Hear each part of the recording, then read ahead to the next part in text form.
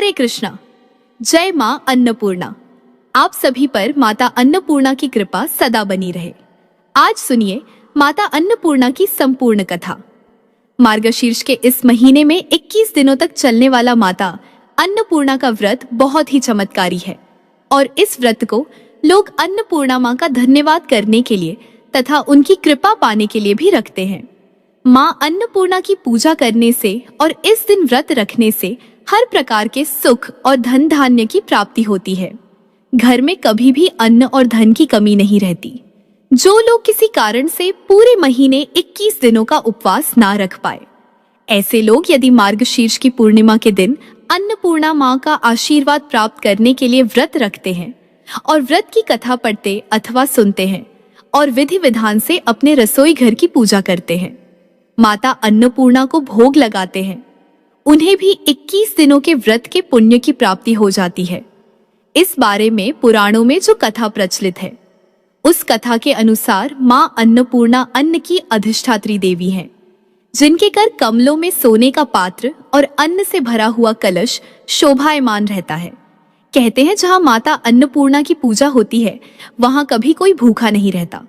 वहाँ संतोष, सुख और समृद्धि सदा बनी रहती है। माता अन्नपूर्णा ने हमें सिखाया कि सच्ची समृद्धि वही है जहाँ अन्न का आदर और बांटने की भावना हो। इसलिए भक्तों, आज का यह शुक्रवार केवल व्रत का दिन नहीं, यह कृपा और कृतज्ञता का पर्व है। जिस घर में माता अन्नपूर्णा और माता संतोषी की पूजा होती है, वहाँ न सिर्फ धन आता है, बल्कि मन में शांति और परिवार में सुख की वर्षा होती है। तो आइए दीप जलाकर माँ का ध्यान करके अपने मन को शुद्ध करें और श्रद्धा के साथ सुने शुक्रवार व्रत की यह पावन कथा, जो आपके जीवन में लाएगी संतोष, समृद्धि और माँ की असीम कृपा। जय माँ अन्नपूर्णा, जय माँ संतोषी। बहुत काल पूर्व वाराणसी नगरी अपने वैभव और भक्ति के लिए प्रसिद्ध थी। यह वह नगरी थी जहाँ स्वयं महादेव विश्वनाथ रूप में विराजते थे और गंगा जी उनके चरणों को पवित्र करती थीं। हर ओर भक्ति का वातावरण था। मंदिरों में घंटों की ध्वनि, आरती और गंगा तट पर दीपों की पंक्तियां थीं। लोग अपने कर्म से प्रसन्न थे। किसान अपनी भूमि से उपजा हुआ अन्न माता अन्नपूर्णा के चरणों में अर्पित करते थे। भिक्षुक को भी कोई भूखा नहीं रहना पड़ता था। सभी मानते थे कि माता अन्नपूर्णा ही जीवन की धुरी है। उनकी पूजा शुक्रवार के दिन बड़े उत्साह से होती थी। स्त्रियां व्रत रखती थीं, भक्ति से भोग लगाती थीं और संध्या में माँ को दीप अर्पित करके कहती थीं कि माँ, हमारे घर से कभी अन्न न घटे, हमारे रसोई घर सदा सुगंधित रहे। एक दिन कैलाश पर्वत पर माता पार्वती और भगवान शिव के बीच बड़ा सुंदर संवाद चल रहा था। माता ने कहा, स्वामी, यह संसार केवल तप से नहीं चलता। तप तो आत्मा की पवित्रता के लिए है, पर शरीर को चलाने के लिए अन्न चाहिए। बिना अन्न के कौन भक्ति करेगा? बिना भोजन के तो ध्यान भी कठिन है। शिव मुस्कुराए और कहने लगे, हे देवी, तुम अन्न को इतना महत्व क्यों देती हो? अन्न तो केवल मिट्टी का अंश है, जिसे मनुष्य अधिक सम्मान देता है। वही उसके बंधन का कारण बनता है। माता ने कहा, स्वामी, यह मिट्टी नहीं, यह तो जीवन है, जिसे आप तुच्छ मान रहे हैं। वही तो सृष्टि को टिकाए हुए है। अन्न ही ब्रह्म है और अन्न ही पूजा है। भगवान शिव ने परीक्षा लेने का निश्चय किया। उन्होंने कहा, देवी, यदि अन्न इतना आवश्यक है तो आज मैं इसे अदृश्य कर दूंगा। देखते हैं इस जगत में कौन कौन भूखा रहकर भी शांत रहता है। भगवान शिव की यह लीला आरंभ हुई। क्षण भर में संसार से अन्न विलुप्त हो गया। खेत सूख गए, पेड़ पौधों ने फल देना बंद कर दिया, अन्न भंडार खाली हो गए। वाराणसी की नगरी, जो कभी संपन्न थी, अब भूख से व्याकुल हो उठी। लोग एक दूसरे से कहते, कहीं अन्न नहीं बचा? न कोई बाजार में अनाज बेचता है, न किसी के घर में भात की गंध आती है। क्या यह प्रलय का संकेत है? माता पार्वती यह दृश्य देखकर करुणा से भर उठी और उन्होंने कहा, प्रभु, यह कैसी परीक्षा है? यह तो निर्दोष जीवों को कष्ट पहुंचा रही है। पर महादेव शांत थे और उन्होंने कहा, देवी, यह सब कर्म फल है। जो लोभ करता है वह अंततः भूख ही पाता है। दिन बीतते गए और भूख से कराहते लोग अब भगवान को पुकारने लगे। गंगा तट पर साधु, ब्राह्मण, गृहस्थ सभी रुदन कर रहे थे, हे माता अन्नपूर्णा, हमें क्षमा करो, हमें अन्न प्रदान करो। छोटे छोटे बच्चे भूख से रोते, माताएं व्याकुल होकर अपने आंचल से उन्हें ढक लेती। गांव में दीपक बुझ गए, घरों में चूल्हा ठंडा पड़ गया। लोगों ने भगवान शिव से प्रार्थना की, पर अन्न का चिन्ह भी नहीं दिखाई दिया। अब माता पार्वती स्वयं दुखी हो उठी। उनका हृदय ममता से भर गया। वे कैलाश से उठकर वाराणसी आईं और एक निर्जन स्थान पर बैठकर ध्यान में लीन हो गई। उन्होंने निश्चय किया कि जब तक पृथ्वी पर अन्न पुनः प्रकट नहीं होगा, वे स्वयं अन्न का स्पर्श नहीं करेंगी। उन्होंने अपने करुणामय स्वर में कहा कि हे प्रभु, यह संसार मेरे ही अंग है। माँ कैसे देखे कि उसके बच्चे भूख से तड़प रहे हैं। देवी पार्वती ने घोर तप किया। गंगा तट पर उन्होंने एक दिव्य पीठ बनाई और वहां ध्यानस्थ हो गई। उनकी करुणा देखकर देवता, ऋषि और चराचर सभी विचलित हुए। गंधर्वों ने स्तुति की, जय हो माँ अन्नपूर्णा, आप ही भूख की शांति हैं, आप ही समृद्धि की ज्योति हैं। तभी स्वर्णिमाभा प्रकट हुई। माता अन्नपूर्णा अपने दिव्य रूप में प्रकट हुई। उनके हाथ में स्वर्ण पात्र था जिसमें अनंत अन्न भरा था। उनके मुख पर मातृत्व की मुस्कान थी। जहां वे बैठी थीं, वहां से अन्न की वर्षा होने लगी। हर घर में भात की गंध फैल गई। रसोई घर फिर से जगमगाने लगे। भगवान शिव स्वयं वाराणसी पहुंचे। उन्होंने देखा कि संसार फिर से जीवित हो उठा है। अन्न की वर्षा देखकर वे विस्मित हो गए। वे माता अन्नपूर्णा के चरणों में पहुंचे और बोले, देवी, आपने सत्य कहा था। अन्न ही ब्रह्म है, अन्न ही जीवन है। मैं आपकी शरण में आता हूँ। माता ने उन्हें अन्न का एक कौर अपने हाथ से खिलाया और शिव ने कहा, माँ, अब से आप अन्नपूर्णेश्वरी के नाम से पूजित होंगी। आपके बिना कोई भी भोग पूर्ण नहीं होगा। उसी दिन से यह परंपरा चली कि शुक्रवार के दिन भक्त माता अन्नपूर्णा का व्रत करते हैं। भक्त सुबह स्नान कर माँ की प्रतिमा या चित्र के समक्ष दीप जलाते हैं, गेहूं या चावल का भोग लगाते हैं और संकल्प करते हैं कि वे किसी भूखे को अन्नदान अवश्य करेंगे। माता अन्नपूर्णा ने आशीर्वाद दिया, जो मेरे व्रत को निष्ठा से करेगा, उसके घर कभी अन्न की कमी नहीं होगी। उसकी रसोई में सदा सुगंध फैली रहेगी और उसके जीवन में संतोष का दीपक जलता रहेगा। माता अन्नपूर्णा की यह लीला हमें सिखाती है कि अन्न केवल भोजन नहीं, जीवन का आधार है। अन्न का आदर करने वाला सदा संपन्न रहता है। जो भूखे को भोजन कराता है, वह स्वयं भगवान को तृप्त करता है। जय मां अन्नपूर्णा। बहुत समय पहले उत्तर भारत के एक छोटे से गांव शिवपुर में एक ब्राह्मण रहता था। नाम था शिवलाल। वह अत्यंत गरीब था, पर श्रद्धा से उतना ही धनी। उसका घर मिट्टी का बना था, पर वहां रोज भजन कीर्तन की ध्वनि गूंजती थी। शिवलाल और उसकी पत्नी गोमती दिन भर मेहनत करते थे। खेतों में, दूसरों के घरों में काम करते थे, पर उनकी सबसे बड़ी पूंजी थी श्रद्धा। हर सुबह वे तुलसी के पौधे के आगे दीपक जलाते और कहते, माँ अन्नपूर्णा, आज भी हमारे घर में कोई भूखा न जाए। उनका विश्वास इतना गहरा था कि कभी कभी बिना भोजन के भी वे प्रसन्न रहते, क्योंकि उन्हें भरोसा था माँ कभी भूखे नहीं रहने देगी। एक वर्ष भयंकर अकाल पड़ा। आसमान जैसे रूठ गया हो, न बादल न वर्षा। धरती की गोद सूख गई, खेतों में दरारें पड़ गईं। गांव के लोग अनाज के लिए तड़पने लगे। अमीर लोग अपने कोठार बंद कर बैठे, पर गरीबों के घरों में चूल्हा ठंडा पड़ गया। शिवलाल और गोमती भी अब अन्न के एक एक दाने को बचाकर खाते थे। 3 दिन बीत गए। घर में न एक रोटी रही, न एक मुट्ठी चावल, पर शिवलाल का विश्वास नहीं टूटा। रात को उसने गोमती से कहा, माता अन्नपूर्णा हमारी परीक्षा ले रही है। जब तक जीवन में श्वास है, हम उनका नाम नहीं छोड़ेंगे। गोमती ने आंसू पोंछे और कहा, तो कल से हम व्रत रखेंगे और माता का ध्यान करेंगे। दूसरे दिन सुबह सुबह शिवलाल ने अपने आंगन में मिट्टी से एक छोटा मंदिर बनाया। उसमें माता अन्नपूर्णा की मूर्ति का चित्र लगाया और दीप जलाया। वह दिन मार्गशीर्ष मास की द्वादशी का था। भूखा होने के बावजूद शिवलाल पूरे दिन माता का ध्यान करता रहा। रात होने पर उसने माता से कहा, माँ, आज मैं भूखा हूँ, पर मन में कोई दुख नहीं। बस इतना आशीर्वाद देना कि मेरे गांव में कोई भूखा न रहे। इतना कहकर वह सो गया। उस रात शिवलाल ने एक अद्भुत स्वप्न देखा। उसने देखा उसके आंगन में दिव्य प्रकाश फैल गया है और उस प्रकाश के बीच में एक सुहावनी देवी खड़ी है। सिर पर मुकुट, हाथ में स्वर्ण पात्र और रजत का कलश। वे मुस्कुराते हुए बोली, वत्स शिवलाल, मैं अन्नपूर्णा हूँ। तुम्हारी भक्ति ने मुझे प्रसन्न किया है, परंतु एक बात कहो, जब संसार भूखा है तब तुम क्यों संतुष्ट हो? शिवलाल हाथ जोड़कर बोला, माँ, जब आप पर भरोसा है तो भूख कैसी?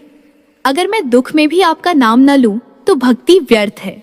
माता ने मुस्कुराते हुए कहा, वत्स, कल प्रातःकाल जब सूर्य उगे तो अपने घर के बाहर रखे मिट्टी के घड़े को खोलना, उसमें मेरा वरदान छिपा है।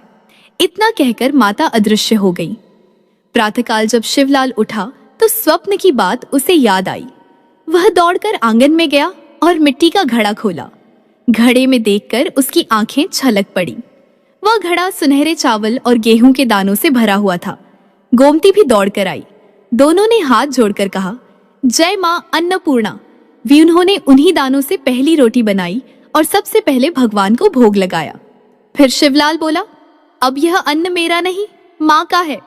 जो भूखा हो वह खा सकता है। धीरे धीरे खबर पूरे गांव में फैल गई। भूखे लोग शिवलाल के घर आने लगे और आश्चर्य की बात, हर दिन अन्न का घड़ा भरा ही रहता। एक दिन एक वृद्ध साधु आए। उन्होंने शिवलाल से कहा, वत्स, तेरा घड़ा कभी खाली नहीं होता, ऐसा क्यों? शिवलाल ने विनम्रता से कहा, यह सब माता अन्नपूर्णा की कृपा है, मैं तो बस उनका सेवक हूँ। साधु ने मुस्कुराकर कहा, माता वही है जो सबको अन्न देती है, पर उनका वरदान केवल उसे मिलता है जो निस्वार्थ भाव से देता है। शिवलाल ने साधु को प्रणाम किया।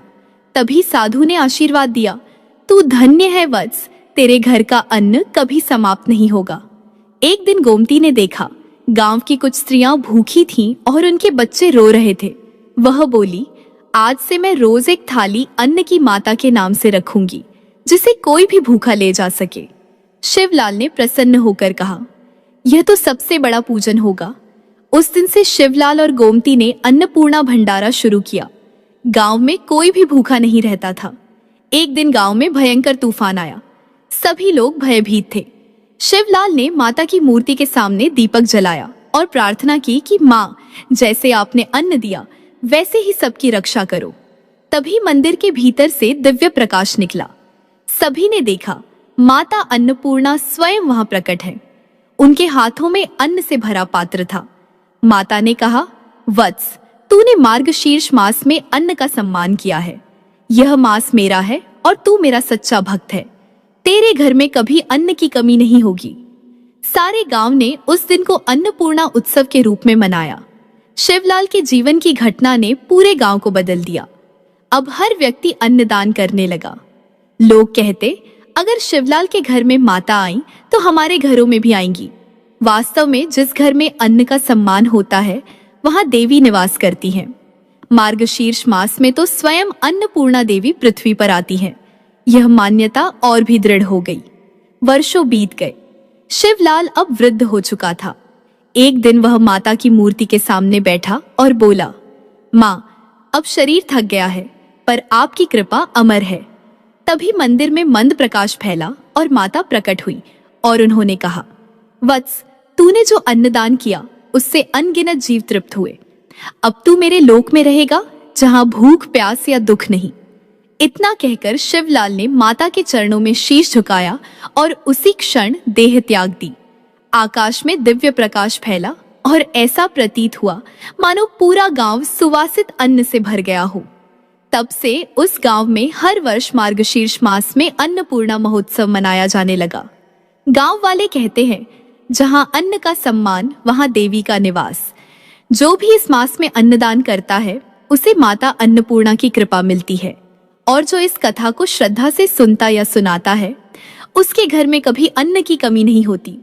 जय मां अन्नपूर्णा। पौराणिक कथा के अनुसार एक समय की बात है।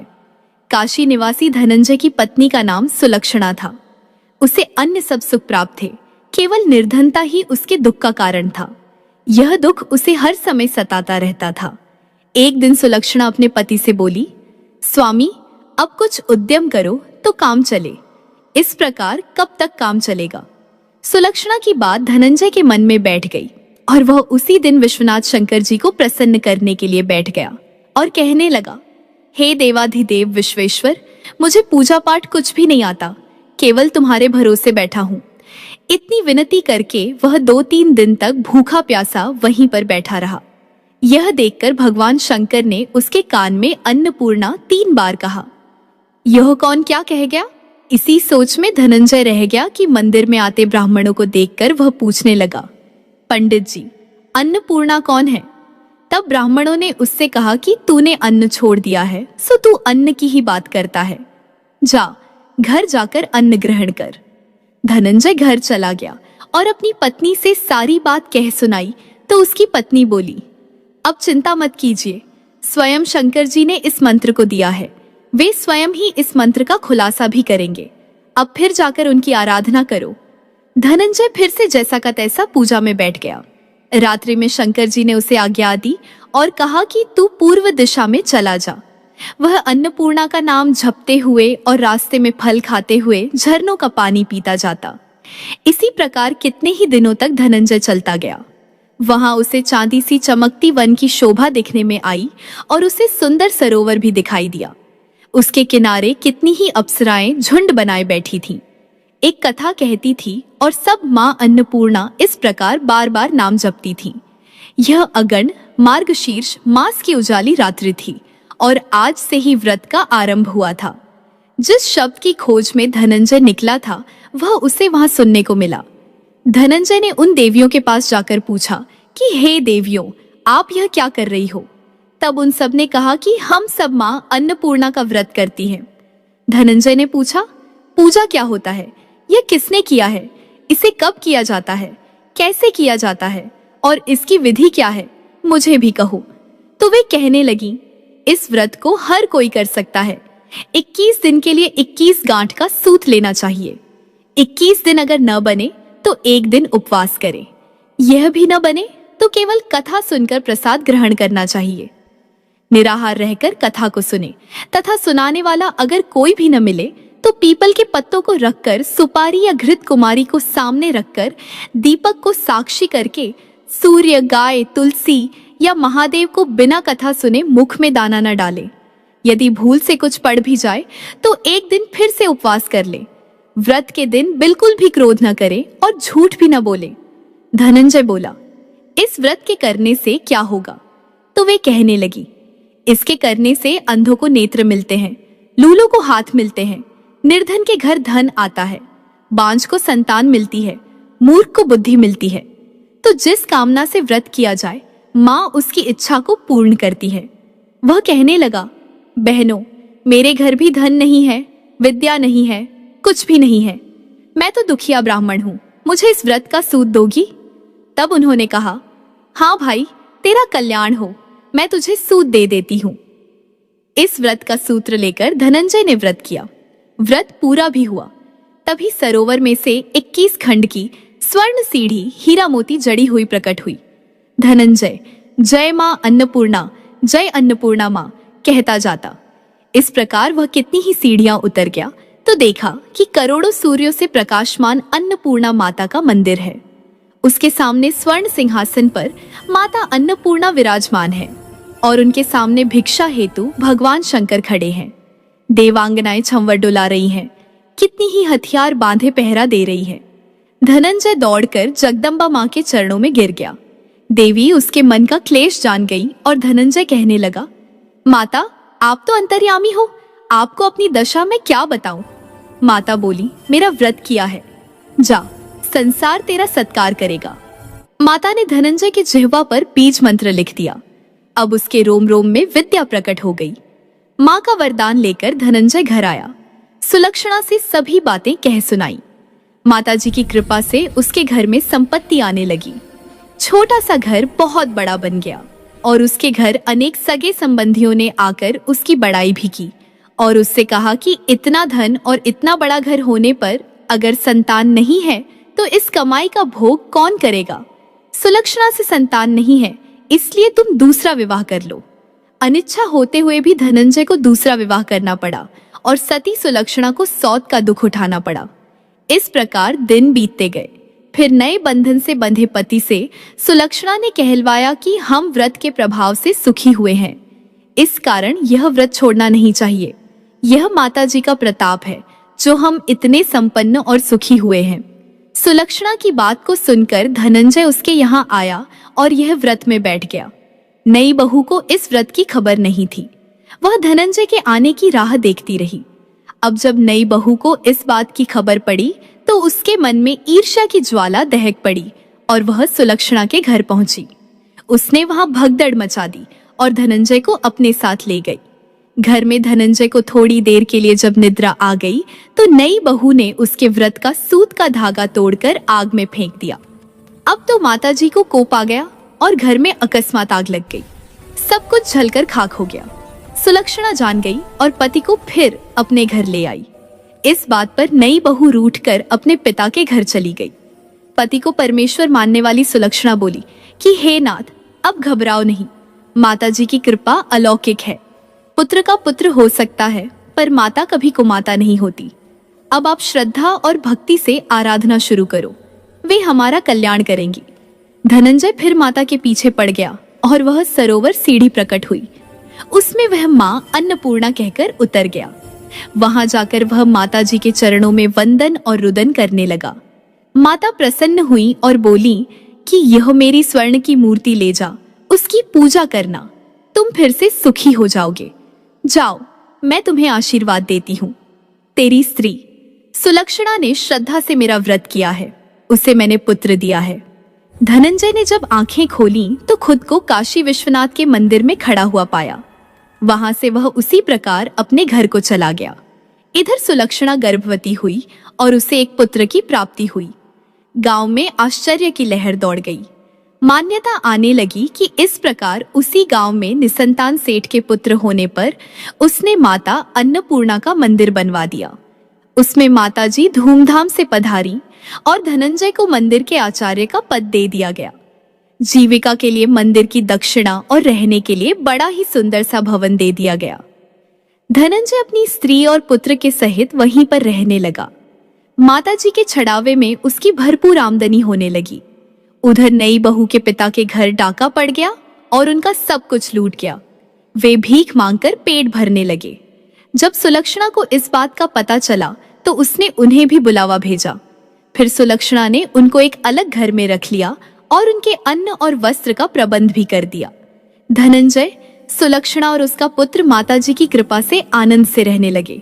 माताजी ने जैसे उनके भंडारे भरे वैसे ही सबके भंडार भरे। तो सब प्रेम से बोलिए, माँ अन्नपूर्णा की जय। आइए अब सुनते हैं धन समृद्धि प्रदान करने वाली, घर में बरकत लाने वाली माता अन्नपूर्णा की बड़ी ही दुर्लभ कथा। इस कथा को श्रद्धा और भक्ति के साथ पूरा अवश्य सुनिए। यह प्राचीन काल की बात है। पुरुषोत्तमपुर नामक गांव में एक बहुत धर्मात्मा सेठ जी रहा करते थे। उनके 5 पुत्र और एक सबसे छोटी पुत्री थी। उसका नाम था गौरी। सेठ जी का भरा पूरा परिवार था। सेठ जी ने अपने सभी 5 पुत्रों का विवाह कर दिया था और जब छोटी बेटी गौरी विवाह के योग्य हुई तो उन्होंने उसका विवाह एक दूसरे नगर के अपने ही समान धनी परिवार में कर दिया। अब सेठ जी की पुत्री गौरी दुल्हन बनकर जिस घर में गई वहां उसका पति अपने माता पिता का इकलौता पुत्र था। गौरी बड़ी ही प्रसन्नता पूर्वक अपने ससुराल में रहने लगी। गौरी बड़ी ही सदाचारी, गुणवान तथा रूपवती थी। एक दिन की बात है, जब 1.25 महीना हो गया तब सास ने गौरी को रसोई संभालने के लिए दे दिया। रसोई की सारी बातें समझा दी गईं। गौरी अपनी सासू माँ के पांव छूकर रसोई में प्रवेश करती है। तब सास ने कहा, बहू, रोज सुबह जल्दी उठकर पूजा पाठ करके रसोई में प्रवेश करना, फिर खाना बनाना। रोटी बनाते समय मैं पहली रोटी गाय को और अंतिम रोटी कुत्ते को बनाती हूँ, मत भूलना।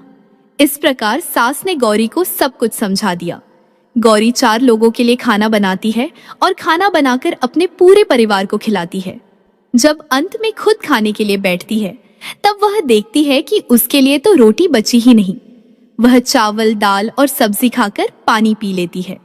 अब जब शाम होती है तब गौरी ने सुबह से ज्यादा आटा लगाया और रोटी सब्जी बनाकर रख दी।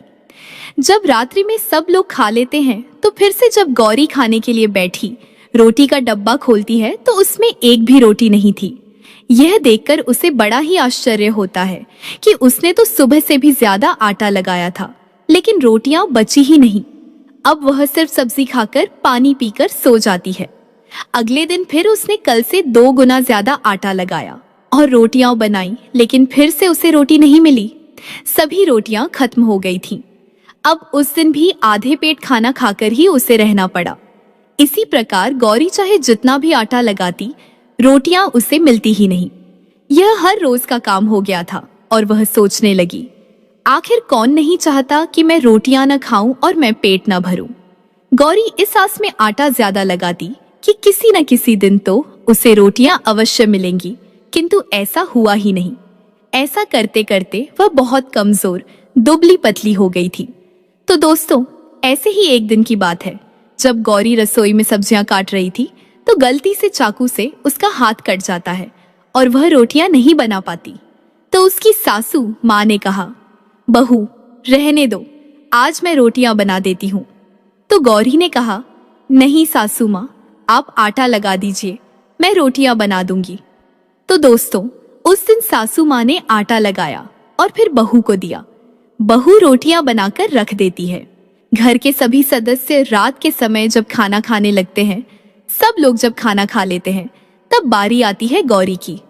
तो वह बहुत दुखी मन से खाना खाने बैठ जाती है। वह सोचती है, आज तो सासू माँ ने आटा गूंथा है, वह भी बहुत कम, आज तो मेरे लिए रोटियां बची ही नहीं होंगी। यह सोचकर बहू मन ही मन बहुत दुखी होती है। किंतु जब वह रोटी के डिब्बे को खोलती है तो उसने क्या देखा कि उसमें 4-5 रोटियां पड़ी हैं। यह देखकर बहू बहुत खुश हो जाती है। अब क्या था, ऐसे ही 7 दिनों तक बहू की सासू माँ आटा गूंथने लगी और बहू रोटियां बनाती थी। बहू को रोज रोटियां मिलने लगी। इन 7 दिन बहू ने भरपेट खाना खाया। जब 8वां दिन आया तो बहू का हाथ भी ठीक हो गया था। तब सासू माँ ने कहा कि गौरी बेटा, क्या मैं आज आटा गूंदूं या फिर तुम आटा गूंद लोगी?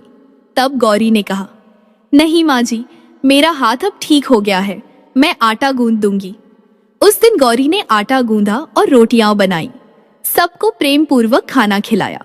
जब उसके खाने की बारी आई तब उसने देखा कि रोटी के डिब्बे में तो रोटी है ही नहीं, पूरी रोटी खत्म हो गई है। यह देखकर वह गौरी बहुत ही आश्चर्य में पड़ जाती है और वह सोचती है, जब तक सासू माँ ने आटा लगाया तब तक तो मुझे रोटियां मिलती थीं, लेकिन जब से मैं आटा गूंदने लगी हूँ तो मुझे रोटियां मिलती ही नहीं, जबकि सासू माँ मुझसे बहुत ही कम आटा गूंथती है। इसके बाद भी पूरा परिवार उसमें खा लिया करता था। ऐसी क्या बात है? यह सारी बातें सोचकर गौरी बहुत ही परेशान हो जाती है और दिन भर दुखी रहती थी। एक दिन की बात है, गौरी के पति ने गौरी से पूछा कि गौरी, तुम इतना उदास क्यों रहती हो?